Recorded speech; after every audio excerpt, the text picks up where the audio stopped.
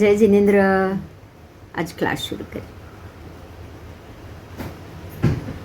નહીં, બધા સાથે જ જન્મે. જ્યારે અહીંયા ભગવાન મહાવીર જન્મ્યા હોય ત્યારે જ બધા વિજયોમાં પણ ભગવાન જન્મે. કારણ છે એનું કે જ્યારે સાતે ગ્રહ ઉચ્ચ સ્થાને જાય ને ત્યારે જ જન્મે. અચ્છા, એ સિવાય તો સાત ગ્રહ ઉચ્ચ સ્થાન જો અત્યારે ગમે ત્યારે થતા હોય તો આપણામાં બી થઈ જ જાય ને. હા બરાબર. કારણ કે પરમાત્માનું જન્મનું જે ગોઠવણ છે ને એ આ સાત ગ્રહ ઉચ્ચ સ્થાને જાય ત્યારે જ જન્મે. આ એમના તીર્થંકર નામકર્મ પરમાત્માના જન્મનો અબાધા કાળ છે કે જ્યાં સુધી સાત ગ્રહ ઉચ્ચના ન થાય ત્યાં સુધી પરમાત્મા ક્યાંય જન્મે નહીં. આ તીર્થંકર નામકર્મનો અબાધા કાળ કહેવાય. અબાધા કાળ એટલે ગ્રહ ઉચ્ચ સ્થાને જશે તો સૌથી પહેલા તો ભરતમાં થશે, પછી મહાવિદ્યમાં થશે ને. ભરત ઐરાવતમાં પહેલા ઉચ્ચના થાય. હવે ભરત ઐરાવતમાં જ્યાં સુધી ઉચ્ચના ન થાય ત્યાં સુધી મહાવિદ્યમાં થાય નહીં. તો ભરત મહાવિદ્યમાં પરમાત્માને જન્મવું છે તો પહેલા તો ભરતમાં જ ઉચ્ચના થશે. તો ભરતમાં બી એ ટાઈમે જન્મ તો થવો જ જોઈએ ને તીર્થંકર પરમાત્માનો.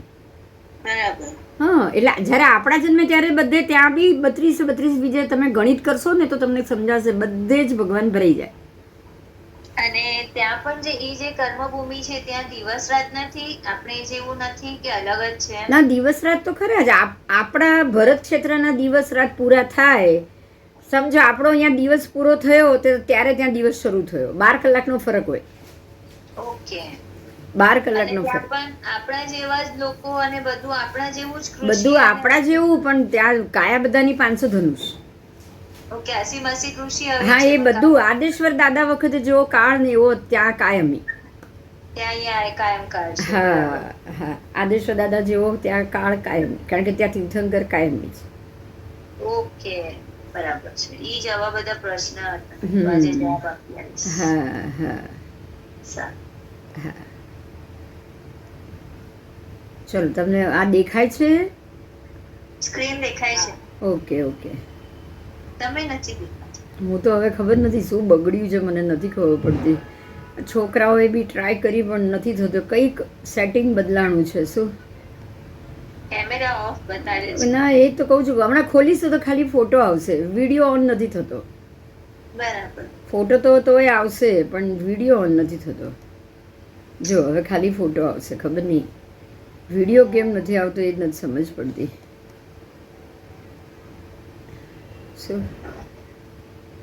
મને હજી નથી સમજાતું કે આમાં શું થયું છે.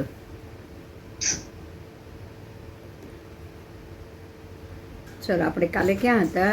ગુણસ્થાન ચાલતું હતું, રાઈટ? ગુણસ્થાન જ ચાલે છે. સહયોગી કેવલી, અયોગી કેવલી.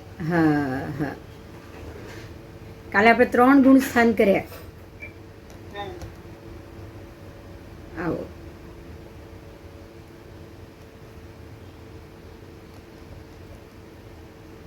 મિશ્ર ગુણસ્થાન કર્યું. અવિરતિ સમ્યક દ્રષ્ટિમાં આવશું.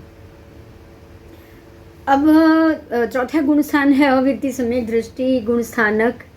जीव उपरयुक्त मिथ्यात्व अनंतानुबंधी मिश्र मोह का उदय उसने रोक दिया है जीव ने और समकित गुण प्राप्त किया है. मतलब उसको सम्यकत्व तो मिला है लेकिन अभी भी वो अंदर ऐसा सोच रहा है कि मैं भगवान तो मुझे अच्छे लग रहे हैं, मुझे मोक्ष भी चाहिए, वैराग्य भी चाहिए, लेकिन अंदर यही प्रश्न है कि भाई ये लोग बोल रहे हैं लेकिन ऐसा कुछ होगा कि नहीं पता नहीं.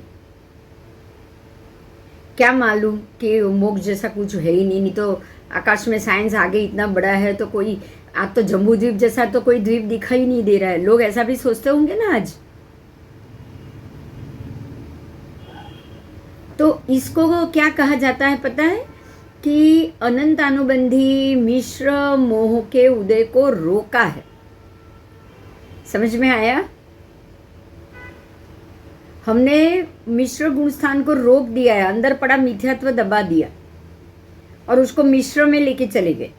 मिश्र में कैसे लेके चले गए? सम्यक दृष्टि अच्छी लगाई, सम्यक दृष्टि अच्छी है, सम्यक दृष्टि चाहिए, सम्यक दृष्टि मैं भगवान पे भरोसा कर रहा हूँ, ये भी चाहिए, लेकिन मैं ये बात पे भी भरोसा कर रहा हूँ. हुआ ना ऐसा? मिश्र हुआ कि नहीं?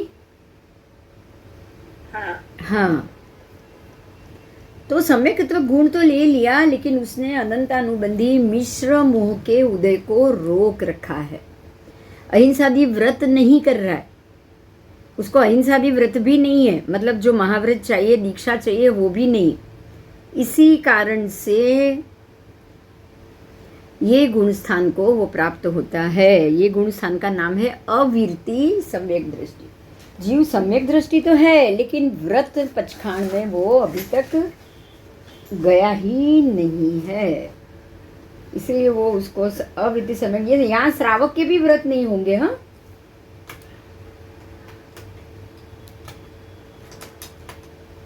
जो श्रावक के 12 व्रत जीव लेता है ना, यहाँ तो अभी तो वो भी नहीं होंगे। वो श्रावक के भी 12 व्रत धारण नहीं करेगा, इसीलिए उसको अवीरति बोला गया है।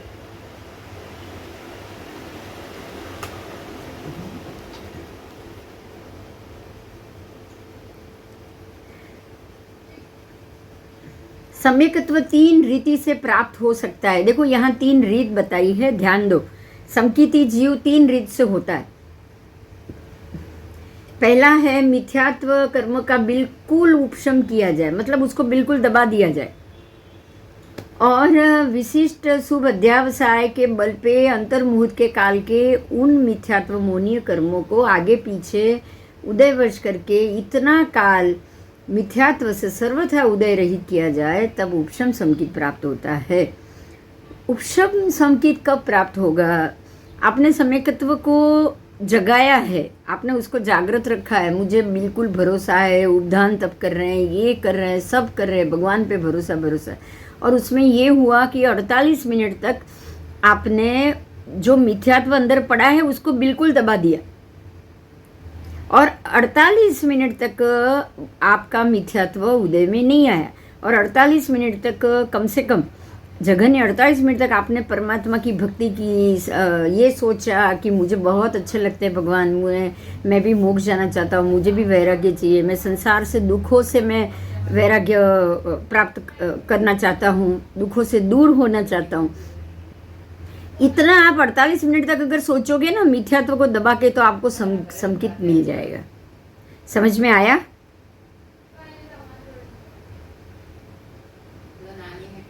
इसको उपशम संकित कहा जाता है। उपशम संकित मतलब मिथ्यात्व को दबाया हुआ, मिथ्यात्व अंदर दबा हुआ पड़ा है और आपको सम्यक दर्शन मिल गया। मेरी बात समझ में आई? हाँ। कम से कम 48 मिनट तक, एक सामयिक तक भी आपने परमात्मा की ज्यादा ही भाव से भक्ति कर ली, उन पे भरोसा कर लिया, एक बार तो सम्यक दर्शन तो मिल ही जाएगा। समझ में आया ना? हाँ। अब अगर मिथ्यात्व अंदर दबा हुआ पड़ा है तो वो भी कभी ना कभी तो जागेगा ना। सम्यक दर्शन मिल गया, लेकिन मिथ्यात्व तो जाग सकता है कि नहीं? हाँ। इसीलिए इसको मिश्र संकिति कहा जाता है। कैसा कहा जाएगा? मिश्र संकिति। उसको सम्यकत्व भी है, उसको मिथ्यात्व भी अंदर दबा हुआ पड़ा है, इसलिए इसको उपशम सम्यकत्व, मतलब ऊपर से दबाया, शमन किया हुआ। उपशम, ऊपर से शमन किया हुआ। पानी गंदा है, हम क्या करेंगे? उसको आधा घंटा के लिए उसको ऐसे ही छोड़ दो, चूना लगा के रख दो, सारा कचरा नीचे बैठ जाएगा। अब ऊपर का पानी आप यूज कर रहे हो, कचरा तो नीचे पड़ा ही है ना, दबाया हुआ। हाँ, तो ये उपशम कहा जाएगा। हाँ। तो उसको उपशम कचरा कहोगे, तो इसको क्या कहोगे? उपशम सम्यकत्व। आओ, ये पहला तरीका है। अब दूसरा तरीका क्या है? मिथ्यात्व कर्म पुद्गलों का शुभ अध्यवसाय वश संशोधन कर करके अशुद्ध एवं अर्धशुद्ध पुद्गलों का विपाक उदय स्थगित किया जाए और शुद्ध का वेदन किया जाए। देखो ध्यान दो, यहाँ जितने भी अशुद्ध पुद्गल मिथ्यात्व अंदर पड़ा है, अशुद्ध तत्व पड़ा है, जो आप किसी से बात करके पूछ नहीं रहे हो, उससे सवाल करो। जो जानता है उसको सवाल करो और आपका खुद का मिथ्यात्व दूर करो। समझ में आया? आप उसको 4 प्रश्न पूछो कि ये कैसे होता है, ये कैसे होता है। आपके अंदर मन में शंका हो कि अरे भाई कोई ऐसी सिद्धशिला जैसी अगर होगा, वहाँ से आदमी वापस ही नहीं आएगा, ये कैसे पॉसिबल है? मेरे मन में ये बहुत बार सवाल उठता था कि ऐसा होगा तो सारे के सारे मोक्ष चले जाएंगे, तो फिर मोक्ष जाने वाले रहेंगे कितने? अभी भी ये सवाल तो है, मेरे मन में तो है, क्योंकि मोक्ष में, सिद्ध गति में हर समय कोई ना कोई तो एक ऐसा समय आएगा ना कि भव्य जीव मोक्ष में चले गए, बहुत सारे। आएगा कि नहीं? हाँ। मोक्ष भरने की बात नहीं है, लेकिन दुनिया तो खाली हो सकती है ना भव्य जीव से।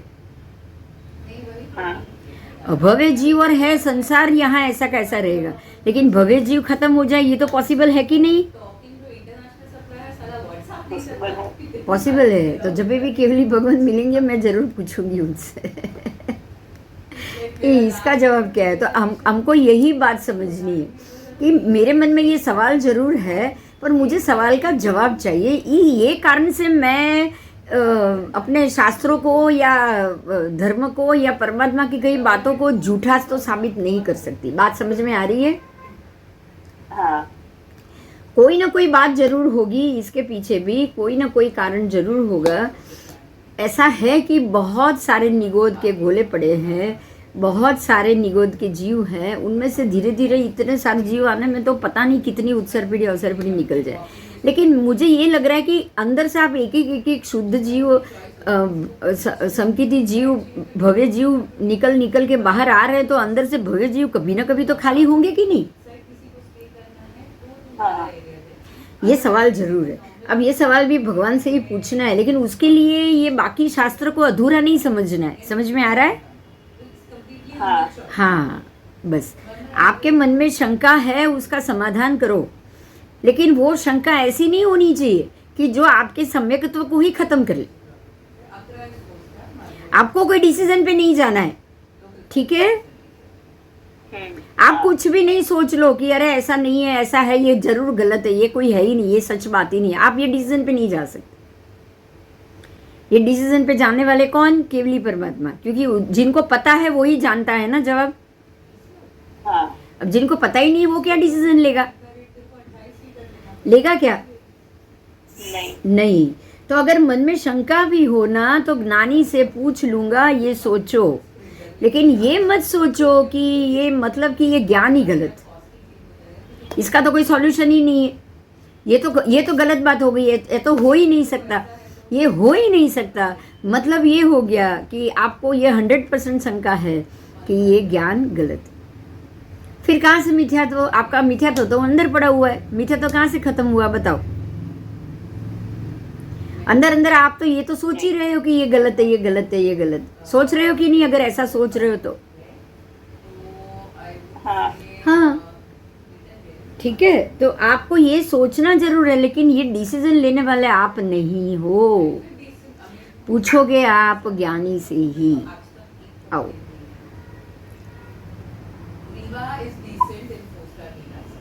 ठीक है। तो ये हुआ दूसरा कि अर्ध शुद्ध और अशुद्ध पुद्गलों का विपाक जब उसका उदय हो तो उसको रोकना चाहिए और शुद्ध को वेदन करना चाहिए। समझ में आया? हाँ। शुद्ध का वेदन करो। आप चाहे मिथ्यात्व को दबा के तो रखो, कोई बात नहीं, लेकिन शुद्ध का वेदन करके, ऐसे नहीं खाली 48 मिनट में सम्यक दर्शन आ गया, ऐसा नहीं, वैसा वाला सम्यक दर्शन नहीं, लेकिन शुभ को वेदन करके जो प्राप्त होता है सम्यक दर्शन, ये क्षायोपशमिक होता है। ये सम्यकत्व क्षायोपशमिक होता है। अब तीसरे प्रकार का सम्यकत्व, समस्त शुद्ध अर्धशुद्ध मिथ्यात्व कर्म पुद्गलों का अनंतानुबंधी कषायों के नाश पूर्वक नाश किया जाए। अब आपको क्या करना है? मिथ्यात्व का नाश करना है तो पहले अनंतानुबंधी का नाश करो।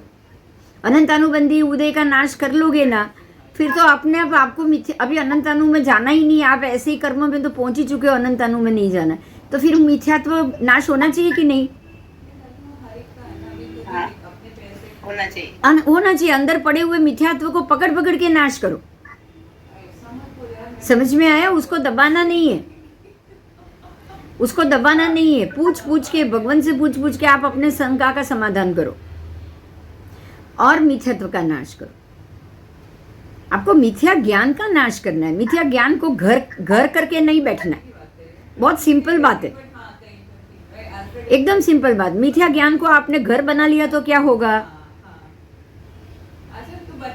मिथ्यात्व उदय में ही रहेगा, हाँ दबा हुआ रहेगा। अगर मिथ्या ज्ञान को आपने पकड़ पकड़ के एक एक सवाल निकाल निकाल के सोच सोच के ज्ञानी भगवान से पूछ के उसका सॉल्यूशन किया तो क्या होगा?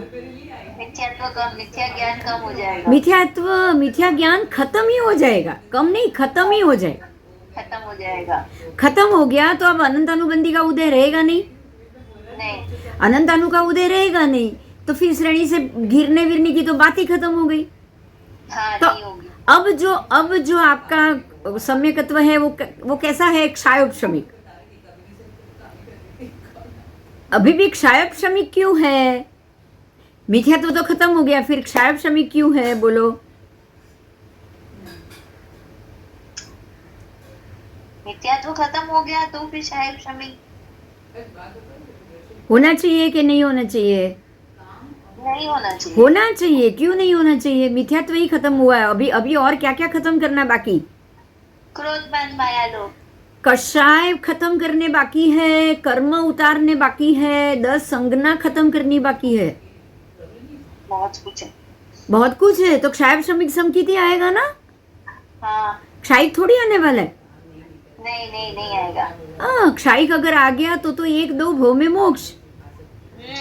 अभी अंदर कर्मों के ढेर है, उसको तो हटाना बाकी है। तो कौन सा सम्यक आएगा? क्षायोपशम। ठीक है। एक मिथ्यात्व के ज्ञान के सवालों को पकड़ो, बाहर निकालो, सॉल्यूशन लाओ। अब जो आपका सम्यक दर्शन हुआ या आएगा वो आएगा क्षायोपशमिक। अब तीसरा, समस्त शुद्ध अर्धशुद्ध मिथ्यात्व कर्म पुद्गलों का अनंतानु कषायों के नाश पूर्वक नाश किया जाए। अब आपको क्या करना है? सारे के सारे शुद्ध और अर्धशुद्ध जितने भी मिथ्यात्व के कर्म पुद्गल है ना, सबका अनंतानु कषायों के नाश पूर्वक। अब कषाय कैसे खत्म करने हैं? अनंतानुबंधी खत्म, प्रत्याख्यानीय खत्म, अप्रत्याख्यानीय खत्म। सिर्फ संजवलन कक्षा के ही रहने चाहिए कषाय।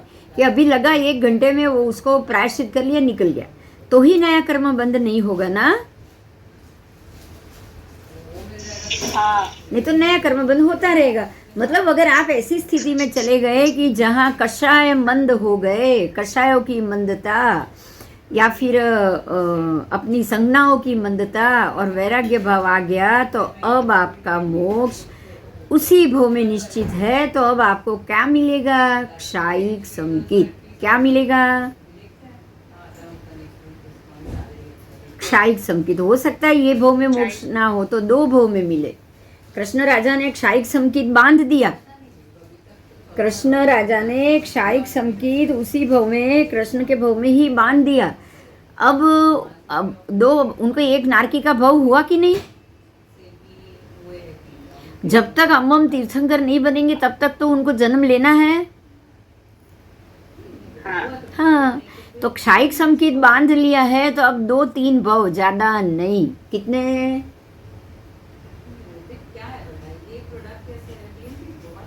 ठीक है। तो इन तीनों सम्यकत्व में श्रद्धा तो एकमात्र जिन वचन जिनोक्त तत्वों पर ही होती है। जिनोक्त तत्व में जीव, अजीव, आश्रव, संवर, बंध, निजरा, मोक्ष, हे, उपादेय, पुण्य, पाप सब आ जाएगा। क्या क्या आएगा उसमें? 9 तत्व आएंगे ना। हाँ, सम्यक दर्शन आदि मोक्ष मार्ग तथा अर्यंत देव, निर्ग्रंथ मुनि, गुरु, सर्वज्ञोक्त धर्म समाविष्ट होता है। इसमें सम्यक दर्शी धर्म, मोक्ष मार्ग का धर्म, अर्यंत परमात्मा का धर्म, निर्ग्रंथ मुनि भगवान का धर्म, ये सारा धर्म इसमें समाविष्ट होता है।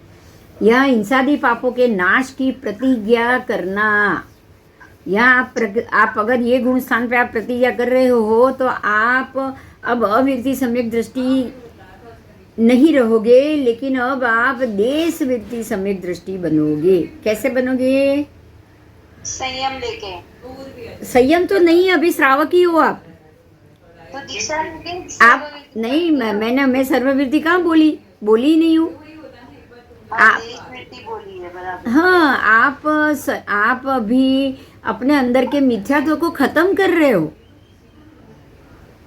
मिथ्यात्व को सवाल जान जान के गलत ज्ञान को खत्म कर रहे हो। तो अभी आपको क्षायिक संकित हुए, जैसे कृष्ण राजा हुए थे श्रावकपणा में। हाँ कृष्ण राजा हुए थे, ऐसे आप अगर क्वेश्चन कर करके परमात्मा पे श्रद्धा भी रखो और क्वेश्चन कर करके गलत ज्ञान दूर करो।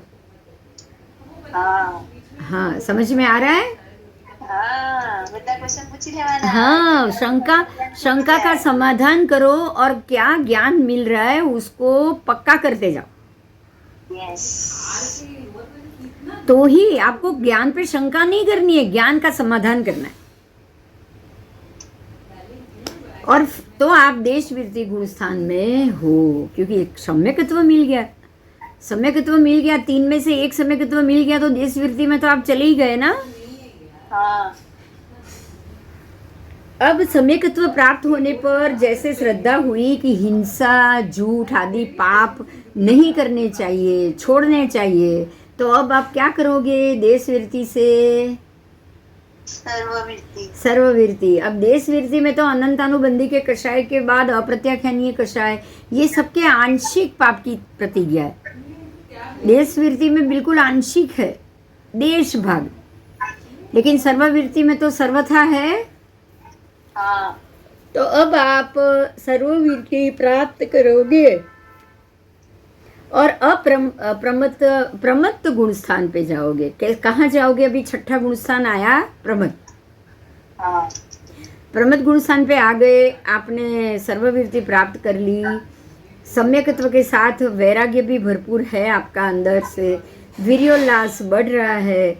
तीसरे प्रत्याख्यानावरणी कषायों के निरोध वश हिंसादि पापों का सर्वथा सूक्ष्म रीत से त्याग पूर्वक प्रतिज्ञा कर रहे हो। अब यहाँ तीसरा प्रत्याख्यानीय कषाय है, तीसरे प्रकार का। समझ में आया? हाँ अनंतानुबंधी कषाय कहाँ था आपको? अविरति गुण स्थान में। हाँ अविरति गुण स्थान के पहले में सब में अनंतानु कषाय थे, अनंतानु का उदय था। हाँ 5वें से क्या हुआ? अप्रत्याख्यानीय कषाय।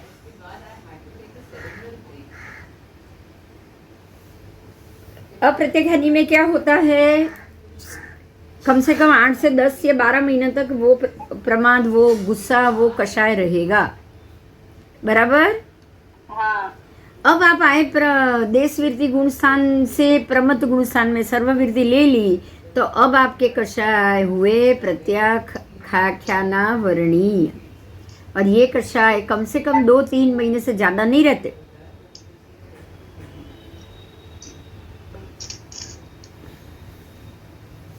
ठीक है? हाँ ये है ना, हमारी लाइफस्टाइल बता रहा है कि नहीं?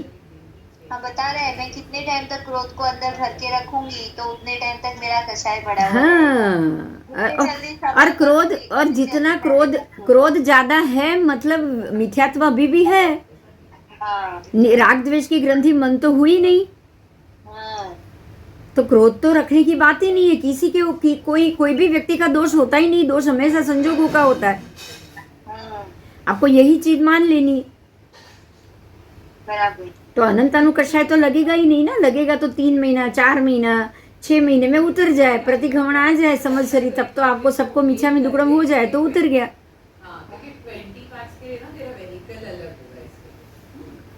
हुआ कि नहीं?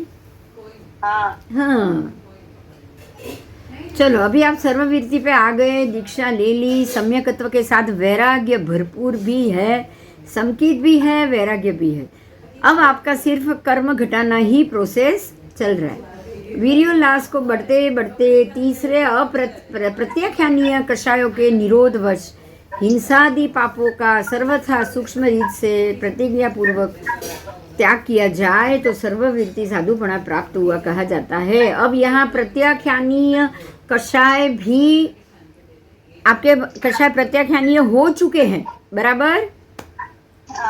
हाँ, और अब आप यहाँ हिंसादि पापों का सर्वथा त्याग कर रहे हो। जमा नहीं था बराबर से, उसके पहले रख उसके बाद साधुपना भी प्राप्त कर लिया है और धीरे धीरे आपके कषाय मंद हो रहे हैं, तो इसको प्रमत्त गुणस्थान कहा जाता है। समझ में आया? हाँ। अब आओ अप्रमत्त गुणस्थान, सातवां। ये गुणस्थान में प्रमाद नहीं होता है। प्रमाद है तब तक आप छठे पे हो, अप्रमत्त हो गए मतलब प्रमाद निकल गया, तो अब आप सातवें में हो। तो अभी निकलेगी ना, सामने से लेके आ। लेकिन भूल जाना, भ्रम होना, संशय होना, राग होना, द्वेष होना, ये ऐसे प्रमाद तो यहाँ भी होंगे कि नहीं होंगे? अभी थोड़ा हाँ। होंगे। अगर जैसे थोड़ा दूर हो जाएगा वापस खड़ा हो जाएगा, क्योंकि कर्म आप घटा रहे हो, कर्म का निमित्त में गोचर में कर्म खड़े हो रहे हैं, आपके पूर्व के कर्म सामने आ रहे हैं निमित्त लेके। तो गुस्सा आ जाता है, फिर से आप उसको शांत कर रहे हो, गुस्सा आ जाता है आप उसको शांत कर रहे हो। आप क्या कर रहे हो? गुस्से को शांत कर रहे हो, अप्रमत्त होने की कोशिश करेंगे। अप्रमत्त होने की कोशिश कर रहे हो। और आप, मैं, हम नहीं, ये साधु की बात है। हम लोग भी अगर मन से वैरागी हो जाए तो हमारे लिए भी ये आ जाएगा, लेकिन साधु को तो मन और तन दोनों से वैराग्य आ गया है। हाँ। उनको तो ये स्थान पे ऐसी सिचुएशन पे ऐसा सोचना ही चाहिए। हाँ, ठीक है। अब साधक के लिए यहाँ लड़ाई हो रही है। हाँ। यहाँ लड़ाई हो रही है, प्रमाद के साथ सतत संग्राम चालू है। जब भी प्रमाद शांत हो गया वो सातवें में चले जाएंगे, और वापस प्रमाद जाग गया, आलस जाने तो नहीं करना है, आज गाथा नहीं करना है, आज जाप नहीं करना है, तो वो वापस छठे में चले गए। ऐसा उनके साथ भी होता होगा ना? हाँ। हाँ, होता ही होगा। अब आओ अप्रमत्त गुणस्थान से आठवें गुणस्थान में, अपूर्वकरण गुणस्थान में। तो यहाँ मिथ्यात्व, अवीरति, प्रमाद, कषाय, ये प्रमाद और कषायों के तीन चतुष्क रोकने से सातवें गुणस्थानक तक उन्नति तो हो गई। अब चौथे कक्षा के कषाय, अब कषाय आपके एकदम मंद हो जाने चाहिए, बिल्कुल मंद, संज्वलन कक्षा के हो जाने चाहिए। कषाय का रस घटेगा नहीं तो आप आठवें तक नहीं पहुंचोगे, ये याद रखना। अब अपूर्वकरण क्यों कहा? क्योंकि आज तक ऐसा हुआ ही नहीं था। कुछ भी होता था मैं बिल्कुल जोर से गुस्सा कर लेती थी, रो लेती थी, धमाल करती थी, नाटक करती थी, कोई ना कोई चाल करती थी। ऐसा होता था ना आज तक? हाँ। आज तक ऐसा ही होता था। रो रो के रातों के रात रो रो के निकाल लेती थी, खाना नहीं खाती थी 2-2 दिन तक। होता था कि नहीं?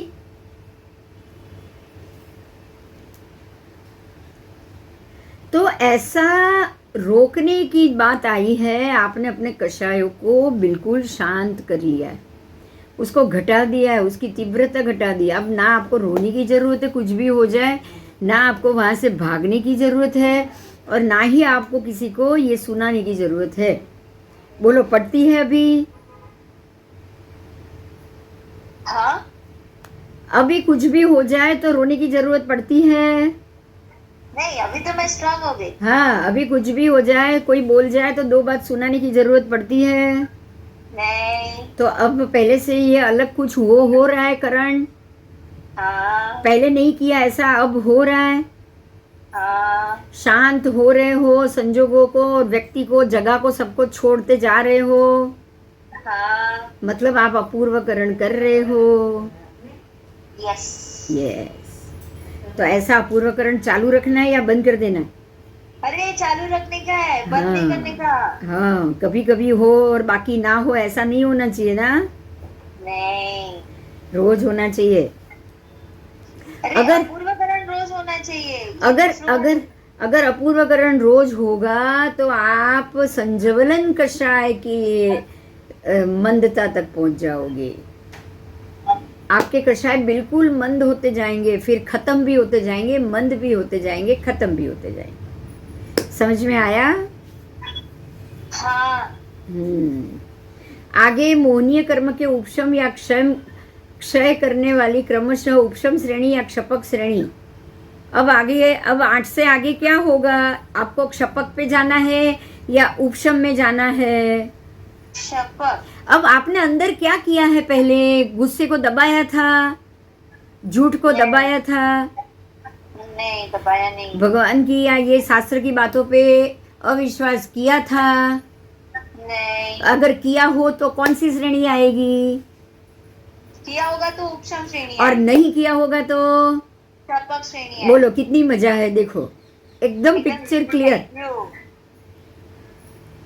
एकदम क्लियर पिक्चर है कि नहीं? बोलो। यस, एकदम इजी समझ में आएगी वो गुण स्थान। हाँ, अगर नाटक किए हैं तो शपक से उतर जाओगे, आप चढ़ जाओगे यहाँ पे। पहले अंदर अंदर नाटक बाकी रखा है तो, और अगर अंदर से क्लीन कर दिया है सब तो ही शपक श्रेणी। बोलो, बिल्कुल क्लियर थी वो, आज समझाई एकदम। हाँ, आओ। तो अपूर्वकरण गुण स्थान पे आप क्या करते हो? तो उपशम और क्षपक श्रेणी का रास्ता यहीं से अलग होता है। उत्कृष्ट शुभ अध्यवसाय अगर आपके हैं तो अपूर्व स्थितिघात और अपूर्व रसघात होगा। स्थितिघात क्या है और रसघात क्या है? रसघात किसका होगा? क्रोधमान, 4 हाँ, कषायों के रस का घात होगा, तीव्रता कम हो जाएगी, बिल्कुल संजवलन कक्षा पे पहुंच जाएगी। हाँ। ठीक है। और स्थिति घात किसका होगा? स्थिति टाइम नो थશે। कषाय क्षय हो गए तो अब क्या खरेगा? कर्म खर्च तुरंत। हाँ, कर्म निकलते जाएंगे, आत्मा शुद्ध होती जाएगी, जगह साफ होती जाएगी, खाली होती जाएगी, आवरण हटती जाएगी, तो ज्ञान अपने आप बढ़ता जाएगा। हाँ। 8 गुण अपने आप उघड़ते जाएंगे। हाँ। तो आपके आत्मा के 8 रोचक प्रदेश अपने आप खुलते जाएंगे। हाँ। अब कर्म उतरने से ताकत और बढ़ेगी या घटेगी? ताकत तो बढ़ेगी, क्योंकि भार हल्का हो रहा है। हाँ। हाँ, तो भार हल्का होना का मतलब हुआ अपूर्व स्थिति घात। अपूर्व स्थिति घात। जो आपकी आत्मा की स्थिति थी, जो उसमें खास करके घाती कर्म की स्थिति थी, वो आप खत्म कर रहे हो। घात का मतलब ही घाती कर्म होगा कि नहीं? हाँ। स्थिति घात, कर्मों की स्थिति का घात, तो घाती कर्म का ही कम हुआ कि नहीं? घाती कर्मों का क्षय हुआ। क्षय धीरे धीरे पर कम तो हो गया ना। हाँ। घाती कर्म कम हुए तभी स्थिति घात हुआ। ये बात समझ में आ गई? हाँ। हाँ।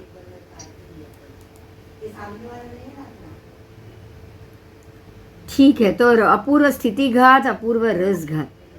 ठीक है। कर्मों की काल स्थिति और कर्मों के रस में अभूतपूर्व घटत। हाँ, अब आएगी अपूर्व गुण श्रेणी। मतलब अब क्या होगा पता है? अंदर के गुण अपने आप श्रेणीबद्ध होते जाएंगे। अंदर का रास्ता खुल गया तो आपको अभी श्रेणी दिखने लगेगी। हाँ। गुण श्रेणी दिखने लगेगी ना? हाँ, गुण श्रेणी और आपको आपके गुण भी तो उघाड़, जैसे जैसे खुलेंगे वैसे कचरा साफ होगा, ऐसे ही वो स्पष्ट होते जाएंगे गुण। हाँ। हाँ, तो इसको अपूर्व गुण श्रेणी कहा जाता है। क्या कहा जाता है? अपूर्व गुण श्रेणी। अपूर्व गुण श्रेणी कब बनी? ये पहले तो 1-2 गुण थे, अब वो दादर बन गया। श्रेणी का अर्थ दादर। कैसे? तो अब असंख्य मात्रा में वो गुण बढ़ गए। समझ में आया? जितने कर्म से वो डटे हुए थे वो सारे ऊपर के लेयर खुल रहे, तो गुण श्रेणी असंख्य हो गई कि नहीं? हो गई। पहले तो खाली 8 अष्टरूचक में जरा तरा था गुण, उसकी जगह सारा कचरा निकल गया, तो अब सारे गुण असंख्य दिख रहे हैं। हाँ, तो असंख्य गुण वृद्धि क्या हुआ? असंख्य गुण श्रेणी। असंख्य गुण में वृद्धि हुई। सामने आपके जो भी स्थिति घात वाले कर्म थे वो खत्म हुए। खत्म हो गए।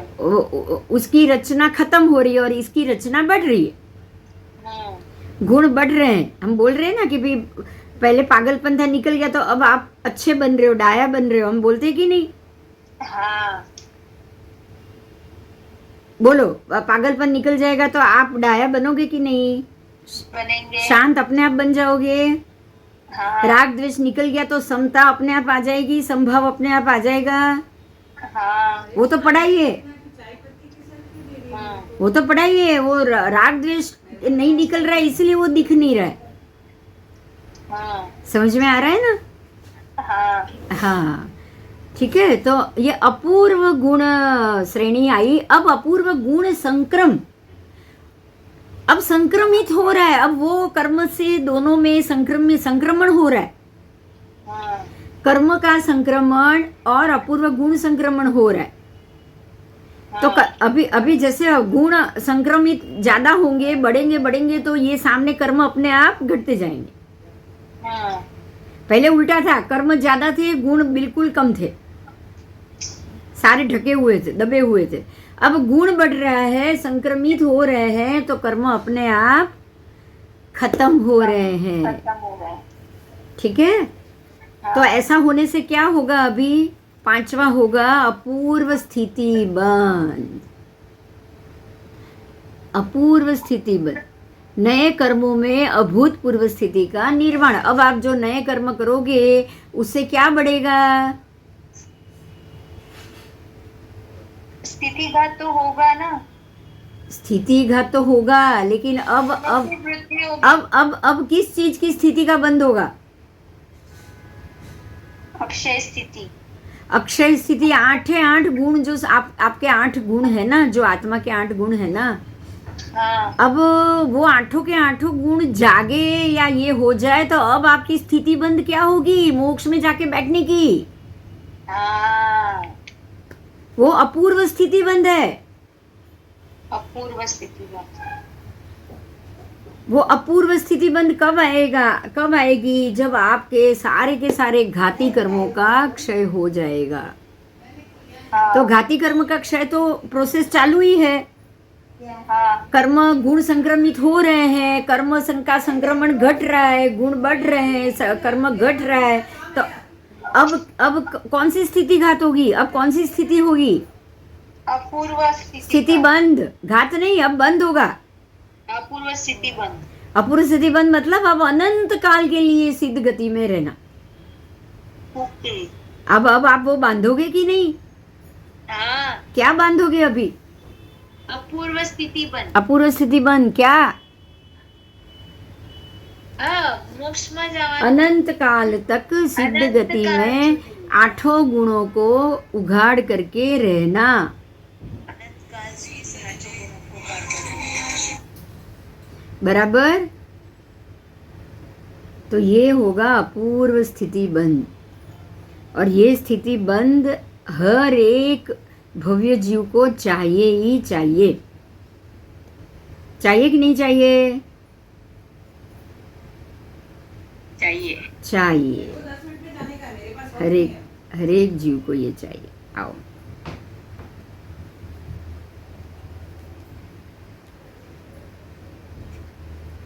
तो ये 5 अपूर्व होते हैं। कौन से 5?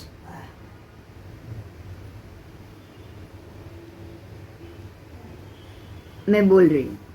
सबसे पहला अपूर्व स्थिति घात। हमारे घाती कर्म के 8 कर्मों की उसमें से 4 जो घाती कर्म है उसकी स्थिति में घात, जो आज तक नहीं हुआ अपूर्व हो रहा है, पहले नहीं हुआ वो हो रहा है। बराबर। उसके बाद अपूर्व रस घात, तो रस का घात हो रहा है। जो तीव्र रस था, कषायों का तीव्र कषाय थे, संजयवलन कक्षा के पहुँचे, वो आप घटाते घटाते उसके रस को खत्म करते करते आप संजयवलन कक्षा तक उसको ले गए, तो ये भी अपूर्व रस घात हुआ। उसके बाद हुआ अपूर्व गुण श्रेणी। अब आपके 8 गुणों की जो ऊपर जो अष्टरूचक प्रदेश जो ढके हुए हैं उसके अंदर फेरफार शुरू हो गया। अब गुण श्रेणी लगनी शुरू हो गई। पहले 1-2 गुण ही ढके हुए मिलते थे, दिख रहे थे क्योंकि कर्म से डटे हुए थे। अब अपूर्व कर्म घात रसघात निकल जाने के कारण अब आपकी गुण की श्रेणी भी दिखाई देने लगी है। उसके बाद गुण संक्रमित, अपूर्व गुण संक्रमण कर रहा है, गुण कर्म के संक्रमण को तोड़ रहा है। पहले कर्म संक्रमित कर रहा था, संक्रमण कर रहा था, मतलब चढ़ाई कर रहा था, चढ़ के बैठा था। अब गुण चढ़ के बैठा है। कर्म घट गए इसलिए गुण की पलड़ा पलड़ा भारी हो गया। तो ये हुआ अपूर्व गुण संक्रम या संक्रमण। जो कर्मों का संक्रमण था उससे असंख्य गुण ज्यादा, अब गुण संक्रमण हो रहा है। उसके बाद आओ लास्ट अपूर्व स्थिति बंद। गुण अचानक इतने संक्रमण हो करने लगे, बढ़ गए बढ़ गए बढ़ गए। अब आपके यहाँ से कुछ ही समय में 4 घाती कर्मों का सर्वथा क्षय, सर्वथा जो कर्म का संक्रमण घटा है उसको बिल्कुल सर्वथा के लिए, हमेशा के लिए खत्म करने का समय आ गया और आपके गुण बिल्कुल संक्रमण करने में ताकतवर हो गए। तो ये अपूर्व स्थिति बंद हुआ। अब आप अपूर्व स्थिति बंद बनाने के लिए अग्रसर हो गए हो। अब आओ 9वें गुण स्थान। अब तो 9, 10, 11, 12 बस, उसमें 11 में तो जाना नहीं है, 9, 10, 12। तो आपके लिए तो अभी अपूर्व स्थिति बंद की स्थिति आ गई कि नहीं? हाँ गई। अब है 9वां अनिवृत्ति बादर गुणस्थान। अनिवृत्ति और बादर गुणस्थान, 8वां गुणस्थान के अंत में सूक्ष्म, जो भी हास्य मोहनीय कर्म सूक्ष्म रहा है ना, वो भी सर्वथा उपशांत, या तो आप उसको उपशांत करोगे दबा के। भी किसी ने बोला हास्य मोहनीय नहीं होना चाहिए तो आप बेकार में हंसना बंद कर दो, लेकिन अंदर तो खुशी हो रही है, तो ये दबाया हुआ है। हाँ, तो या तो दबा हुआ उपशांत होगा या फिर सर्वथा क्षीण के। भाई भगवान ने कहा नहीं, सच में नहीं हंसना चाहिए। हंसने से तो हमारे ऊपर और भी हास्य मोहनीय या हास्य षटक है या जो 25 प्रकार के कषाय है, उससे तो तकलीफ और बढ़ेगी। उससे तो मेरी आयु ये सब घटने वाली नहीं और संसार मेरा और बढ़ता जाएगा। आप ऐसे भी तो सोच सकते हो ना। तो ऐसे सोचने से क्या होगा? आपको लगेगा कि मुझे यह वापस नहीं आना है तो मुझे ये बंद करना चाहिए, लगेगा ना ऐसा सीधा। हाँ, अगर आपने ऐसा किया तो आपने तो अपने कर्म का सीधा ही क्षय कर लिया, दबाने की तो बात हुई ही नहीं। तो ये होता है अनिवृत्ति बादर। यहाँ विशुद्ध अध्यवसाय में जब प्रगति होगी तब ये गुण प्राप्त होगा। आपके विशुद्ध अध्यवसाय में प्रगति होनी चाहिए या ये बढ़ने चाहिए। ठीक है, विशुद्ध अध्यवसाय बढ़ाओ, अशुद्ध अध्यवसाय नहीं चाहिए। ठीक है, एक साथ यहाँ प्रवेश करने वाले अनेकों के आंतरिक भाव, अब यहाँ जो भी 9वें गुणस्थान में आते हैं ना, सबके आंतरिक भाव समस्त गुणस्थान के काल में एक ही रूप में वर्धमान भाव वाले होते हैं। अब सबके अंदर के भाव बढ़ने वाले ही बढ़ते ही रहते। क्यों? क्योंकि गुण श्रेणी बन चुके हैं। बराबर,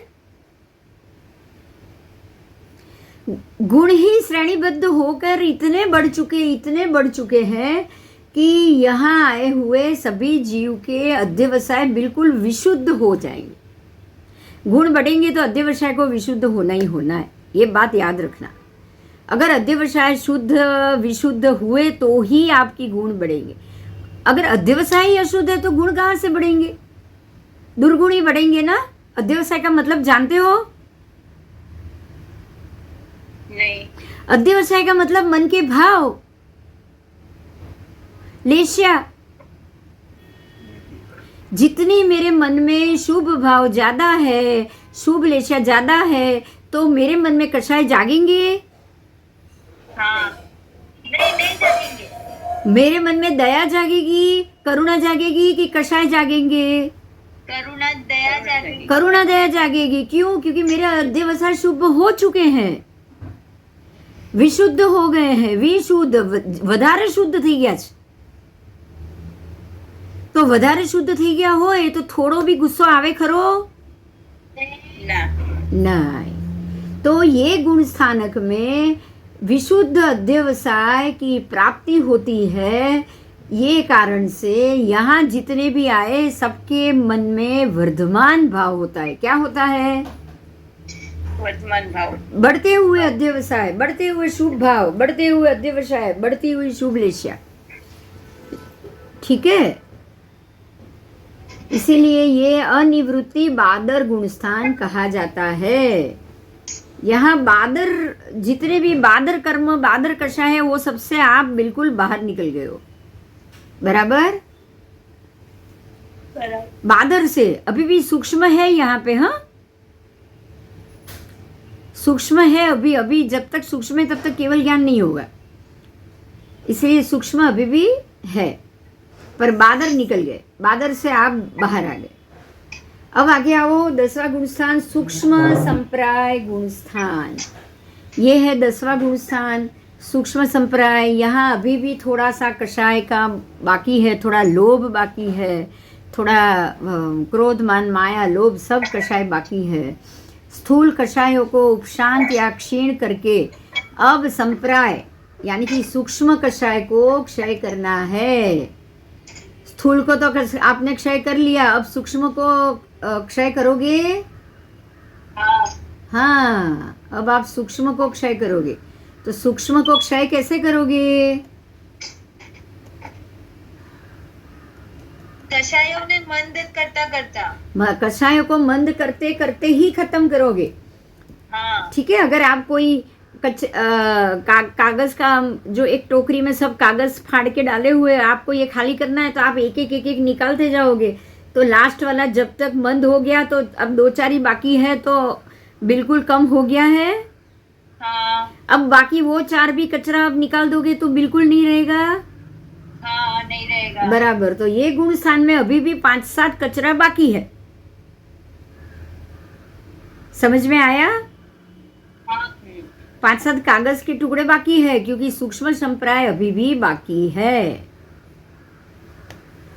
तो अब आया 10वें गुण स्थान। यहाँ पर सूक्ष्म संप्राय को या उपशांत करोगे या क्षीण करोगे। या उपशांत अंदर पड़ा है तो उपशांत करोगे, नहीं तो फिर आप उसको क्षीण करोगे। इसमें मात्र लोभ सूक्ष्म कोटि का शेष रहता है। क्रोध मान माया निकल गया, लेकिन लोभ नहीं जा रहा है। क्या नहीं जा रहा है? लोभ नहीं जा रहा है। देखो, अब यहाँ पे एक बात मैं आपको समझाती हूँ, थोड़ी उस पर ध्यान दो। गौतम स्वामी को कौन सी चीज थी जो उनको केवल ज्ञान नहीं होने दे रही थी? परमात्मा માટે રાગ હતો। परमात्मा માટે राग હતો कि बार बार भगवान हे भदन बोलने का लोभ था? लोभ भी था। हाँ, अगर अच्छा चलो, परमात्मा का राग था, मैं समझती हूँ। 50,000 क्वेश्चन क्यों किया? खुद भी तो ज्ञानी तो थे ही, 14 पूर्वी तो थे ही वो। हाँ, तो इतने सारे क्वेश्चन क्यों किया? हर क्वेश्चन बच्चों की तरह भगवान से क्यों पूछा, जैसे उनको कुछ नहीं आता है? बोलो। એમને લોભ હતો। लोभ था भगवान के मुंह से गोयमा सुनने का। गोयमा सुनने। हाँ, भगवान हर बात पे जवाब दे तो गोयमा बोलते थे कि नहीं? हाँ, हाँ, तो क्या लोभ बाकी था? गोयमा सुनने का। भगवान के मुंह से अपना नाम सुनने का लोभ था। समझ में आया? ये ऐसा होता है सूक्ष्म लोभ। उनको और तो कोई लोभ था नहीं। पर ये भी तो बहुत अच्छा लोभ है। अच्छा लोभ है, तभी तो केवल ज्ञान नहीं हुआ ना, लेकिन उसने भी रोका ना। हाँ, तो पुण्य की बेड़ी भी तो बेड़ी ही होती है ना। हाँ, हाँ, अब समझ में आया कि ज्यादा पुण्य करके भी कोई फायदा नहीं है। नहीं। बोलो। अब 32 सागरोपम तक चले जाओगे, उधर 22-23 सागरोपम तक 12वें देवलोक में, तो इतने सागरोपम तक बेड़ी लगी ना आपको? हाँ, क्या लगा? बेड़ी। बेड़ी। अच्छी बात है। बेड़ी। हाँ, तो कभी कभी ऐसी बात भी, सूक्ष्म लोभ भी भारी पड़ जाता है। पड़ता है कि नहीं? हाँ, पड़ता है। तो ये हुआ आपका संज्वलन कषाय। आओ, संज्वलन कक्षा का यहाँ पे 10वें गुण स्थान में सूक्ष्म संप्राय गुण। ये संज्वलन कक्षा का लोभ अभी भी इनके अंदर पड़ा है, और वो लोभ के रहते इनको अभी भी घाती कर्म का क्षय नहीं हो रहा है।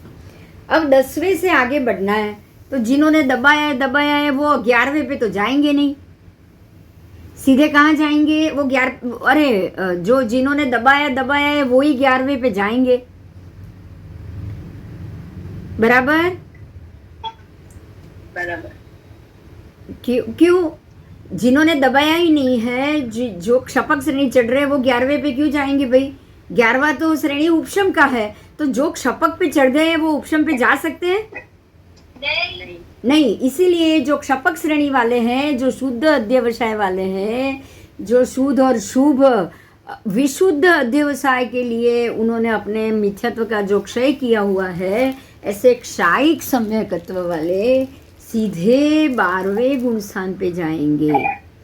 यहाँ पे वही जाएंगे जिनके अंदर अभी भी मिथ्यात्व का उदय बाकी, जिनके अंदर अभी भी मिथ्यात्व दबा हुआ है, जिनके अंदर अभी भी उनको अनंत अनुबंधी का उदय बाकी है। समझ में आया? हाँ। तो उपशांत मोह गुण स्थान में उपशम श्रेणी में आगे बढ़ते बढ़ते जो सूक्ष्म लोभ था वो सर्वथा उपशांत कर देगा, लेकिन ऐसा होता नहीं है। मोहनीय कर्म उपशांत किए गए, इससे इसका तत्काल सर्वथा उदय स्थगित हो गया। ठीक है, उसका उदय स्थगित हो गया है, लेकिन अभी भी सत्ता में तो वो पड़ा ही है। इसीलिए अंतर मुहूर्त काल में ही वो उदय प्राप्त हो तो जीव को निम्न गुण स्थानकों में घसीट कर ले जाता है। अब आपने तो यहाँ पे श्रेणी मान दी है, तो अब जो जहाँ पे जाकर जन्म लेना बाकी है, अब अगर आपके ऊपर आयुष्य बाकी है, अनंतानु का उदय ही बाकी है, तो आपका वो घाती कर्म का क्षय कराएगा नहीं? अंदर पड़ा हुआ है बाकी, अंदर कर्म भोगना ही बाकी है, तो घाती कर्म का क्षय नहीं करेगा। आपको वो सीधा क्या कराएगा?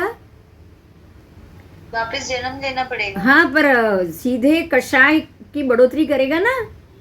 हाँ। कषाय ही बढ़ा देगा, हाँ। मिथ्यात्व बढ़ा देगा, तो आप सीधे पहले गुण स्थान पे वापस चले जाएंगे। तो क्या मिथ्यात्व का उदय हो गया, अंदर दबा हुआ अभी भी पड़ा है, तो वो बोल रहा है, वो मिथ्यात्व बोल रहा है आई एम प्रेजेंट हियर। वो बोलेगा अभी चढ़ के। हाँ, जब 11वें पे पहुंचेंगे तभी वो अपना अटैक करेगा। हाँ, तभी वो बोलेगा अरे अरे तू कैसे जा रहा है, अभी मैं अंदर बैठा हूँ, चल चल मुझे निकाल। फिर चल नहीं, तू वापस आ नीचे, तू अभी मेरे घर में आ। मिथ्यात्व क्या बोलेगा, आपको कहाँ ले जाएगा? उसके घर में ले जाएगा। और उसका घर किधर है? फर्स्ट पहलो सास्वादन, सबसे पहले सास्वादन, उसमें कुछ क्षण तक अंतर्मुहूर्त तक मिथ्यात्व उसमें भी है, तो पहले वो आपको कहाँ लेके जाएगा? सास्वादन में। फिर वह अंतर्मुहूर्त से ज्यादा तो रोकेगा नहीं, तो अब सीधे आप कहाँ जाओगे? पहले गुण स्थान। आपकी आयु खत्म नहीं हुई है, लेकिन जो भी समझदारी थी सारी की सारी धरी हो गई। हाँ। अब सीधे मिथ्यात्व का उदय होने से मिथ्यात्वी बन गए। अब सोचोगे भी वैसा ही। हाँ। और अगर आयु नारकी की बांधी होगी तो कर्म भी अशुभ करोगे अब। हाँ। हाँ, समझ में आ गया हो आप ये उपशांत मोह क्या है? हाँ। सूक्ष्म लोभ को खंडशः उपशांत कर किया हुआ है, इसीलिए ये प्राप्त हुआ। मोहनीय कर्म उपशांत किए गए हो तो उससे तत्काल उसका उदय तो स्थगित हो जाएगा, लेकिन वे सत्ता में तो विद्यमान रहेगा, ये अंदर प्रेजेंट है। समझ में आया? हाँ। मिथ्यात्व अंदर है तो मोहनीय भी है। ठीक है, तो उसको उपशांत होने से वितराग दशा एवं यथाख्यात चारित्र जो प्राप्त हुए थे ना, वो भी खत्म। हाँ। वो भी खत्म। अब पता नहीं कब आपकी यहाँ से छुट्टी होगी। समझ में आया? सम्यकत्व आया था वो पूरा खत्म। हाँ। चलो, अब जो दूसरे जो गए थे क्षायिक से गुणस्थान वाले, वो पहुंचे क्षीणमोह 12वें में। हाँ। क्योंकि उन्होंने उपशांत नहीं किया, उन्होंने क्षायिक किया है, तो वो सीधे 12वें में चले गए। और 12वें में आने के बाद मोहनीय कर्म का जो सूक्ष्म लोभ है उसको खत्म करना है। हाँ। तो अब वो खत्म करते करते मतलब उसको उपशम करते करते अगर वो यहाँ से आगे जाएंगे तो उपशम करके जाएंगे या क्षपक करके जाएंगे? क्षपक करेंगे। अब यहाँ उपशम तो होगा ही नहीं। नहीं, अभी नहीं होगा। अभी नहीं होगा। तो अब ये क्षपक करते करते 12वें क्षीण मोह गुण स्थान में चले जाएंगे। ठीक है। 11वें गुण शांत तो जो उपशांत मोह वितराग होते हैं, लेकिन जिन्होंने पहले से ही मोहनीय कर्म की क्षपणा कर ली है, पूरी तरह से बराबर क्षय कर लिया है, वो 10वें के अंत में भी सर्व मोह नाश करके सीधे 12वें गुण स्थान में पहुंचेंगे। समझ में आया? हाँ। सर्व घाती गुण का अब यहाँ नाश करेंगे। उन्होंने तो सारे मिथ्यात्व का उदय अंदर दबा हुआ रखा ही नहीं है, तो अब कर्म को नाश करने में ज्यादा देर नहीं लगेगी। गुण की तो श्रेणी बन चुकी है ना। हाँ। हाँ। तो अब ज्ञानावरण, दर्शनावरण, अंतराय और ये चौथा मोहनीय। मोहनीय का तो अभी भी थोड़ा बहुत लोभ, सूक्ष्म लोभ का चल रहा है, इसीलिए मोहनीय सबसे पहले मोहनीय क्षय करेगा। मोहनीय क्षय करेगा तो उसके पीछे तुरंत 4 घाती कर्म का क्षय हो जाएगा। और उसके बाद जैसे ही चारों घाती कर्म का क्षय हुआ, जीव पहुंच जाएगा सयोगी गुणस्थान, 13वां गुणस्थान। क्यों? क्योंकि अब उनको केवल ज्ञान हो गया है। हो गया ना? हाँ। सर्व घाती कर्म का क्षय हो गया। 12वां के अंत में ही हो जाता है। 12वां के अंत में ही घाती कर्म का नाश हो जाता है। यहाँ केवल ज्ञान, केवल दर्शन प्रकट हो जाता है। इसीलिए वो जीव सर्वज्ञ सर्वदर्शी बन चुका है। अब इसमें से लोक अलोक के तीनों काल के समस्त भावों को उनको प्रत्यक्ष देखने की इजाजत मिल गई। ठीक है। हाँ। अब उनके मोक्ष जाने की तैयारी करनी है। देखो ध्यान दो, परमात्मा महावीर ये सहयोगी गुण स्थान पे कितने साल तक रहे? જેટલા ટાઈમ કેવલ જ્ઞાન પછીનો ટાઈમ, કેવલ જ્ઞાન અને મોક્ષમાં ગયા એના વચ્ચેનો ટાઈમ સહયોગી કેવલ। हाँ, तो 30 वर्ष की उम्र में वो 42.5 वर्ष तक, 72 70 साल की आयु थी, 40 साल तक वो यहाँ रहे। हाँ, 40 साल तक 40 साल सहयोगी केवली बन के रहे। सहयोगी केवली बन के रहे। तो ये जो 40 साल का समय है, अब उसकी बात करेंगे हम सहयोगी गुणस्थान। अब यहाँ केवल ज्ञान, केवल दर्शन तो प्रकट हो गया, वो सर्वज्ञ बन गए, सर्वदर्शी बन गए। इसमें वे लोक अलोक के तीनों काल के समस्त भावों को देख के फिर वो जानते हैं। पहले देखते हैं फिर जानते हैं। फिर भी यहाँ उपदेश, दान, विहार, गमन, आहार ग्रहण आदि प्रवृत्ति होने के कारण वचन योग और काय योग यहाँ चालू रहते हैं। इसलिए वो सहयोगी कहे जाते हैं। समझ में आया सहयोगी क्यों? हाँ। मन शांत हो गया है, वचन और काया का बाकी। तो 30 साल तक तो खाना पीना भी तो पड़ेगा, खाना पड़ेगा। तो काया को और व्याख्यान वो देंगे समोसरण में देश ना, वो वचन नहीं। पर पहली तो बात ये हुई कि घाती कर्म का क्षय हो गया है। अब वो विहार गमन करेंगे, उपदेश करेंगे, आहार ग्रहण करेंगे, मन योग करेंगे, वचन योग करेंगे, तो ये सारा दोष तो लगेगा कि नहीं? हाँ। टॉयलेट, बाथरूम सब चीज आ जाती है ना इसमें तो। हाँ। ठीक है। इसलिए वे सहयोगी कहा जाता है। क्यों? क्योंकि इनके मन योग खत्म हो गया है, लेकिन वचन योग और काय योग चालू। वचन योग भी चालू है, काय योग भी चालू। 11वें, 12वें, 13वें गुण स्थानकों में आश्रवों में से मात्र योग आश्रव शेष बाकी रह गया। अब इनका कौन सा शेष रह गया? आश्रव। योग बाकी रह गया। योग आश्रव क्या रह गया? योग आश्रव। योग को आश्रव करना बाकी है। आश्रव संभर तो जानते हो ना, आश्रव का मतलब क्या है? हाँ। आशव का मतलब है सफाई करना अंदर से। इसलिए मात्र शातावेदनीय का बंद हो रहा है। उसके बाद जब मोक्ष जाने की तैयारी होगी तब 13वें के अंत में, तब तक 13वें गुण स्थान में रहेंगे। मोक्ष जाने की तैयारी होगी तब 13वें के अंत में शुक्ल ध्यान के तीजे चौथे प्रकार के ध्यान करते हुए स्थूल समस्त मन वचन काय का सर्वथा निरोध करते हैं। तो अब आया सहयोगी पे आओ। मान लो कि 13वें गुण स्थान पे अब उनका अंतिम समय आ चुका है, तो 13वें के अंत में ये सर्वथा योग निरोध हो जाएंगे, सारे योगों से मुक्त। जब अयोगी केवली गुणस्थान जीव को प्राप्त होता है तो पहले जो योगवश आत्म प्रदेश और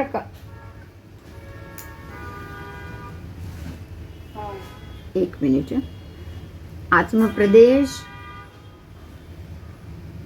जो योग के कारण, क्योंकि वचन योग काय योग तो बाकी है, तो वचन योग और काय योग के आत्म प्रदेश के ऊपर तो संसरण होता होगा, उसमें तो कंपन होता होगा ना, क्योंकि उसके तो कर्म चढ़ते ही होंगे, जो भी आघाती है उसके तो चढ़ते ही होंगे।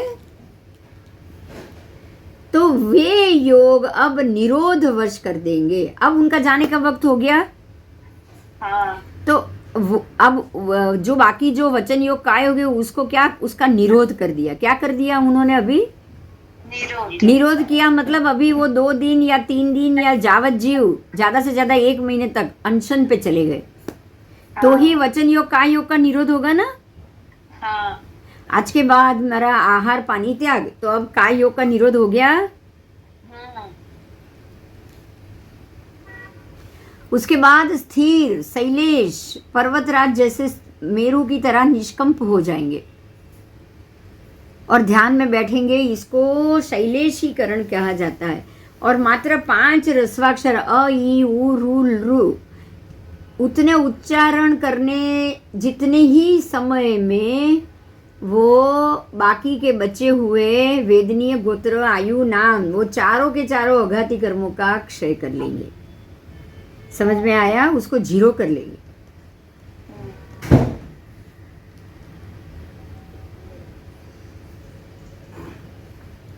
अब तो कर्म से सर्वथा रहित हो गए।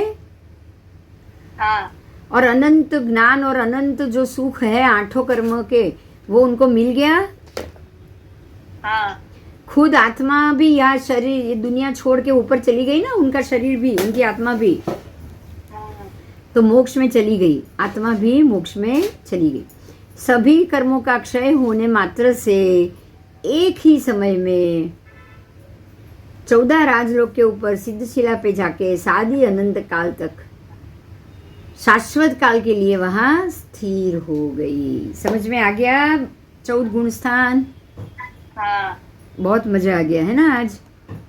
यस। बोलो, अभी 6:45 हो गए, बाद में करना है? अभी बाद में प्रतिक्रमण करने जाना है। हाँ, इसीलिए ठीक है, अभी बाद में करेंगे। चलो। अभी 1-2 क्लास पता नहीं कितने होंगे, लेकिन मैं पर्यूषण से पहले ये इतना खत्म जरूर कर लूंगी। नई किताब बाद में करेंगे।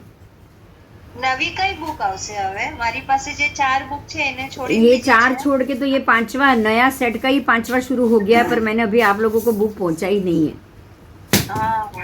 ठीक है, तो फिर 6ठी बुक भी हो जाएगी। अब पिक्चर बन रहे हैं, मेरे हाथ से मैं ड्राइंग करके बना रही हूँ, उसके बाद आपको बुक भेज दूंगी। ओके। पर्यूषण तक ये ड्राइंग वॉइंग जो भी होगा हो जाएगा, उसके बाद मैं आपको बुक जरूर भेज दूंगी बनवा के। ठीक है, मैं पिक्चर का ही वेट कर रही थी बस।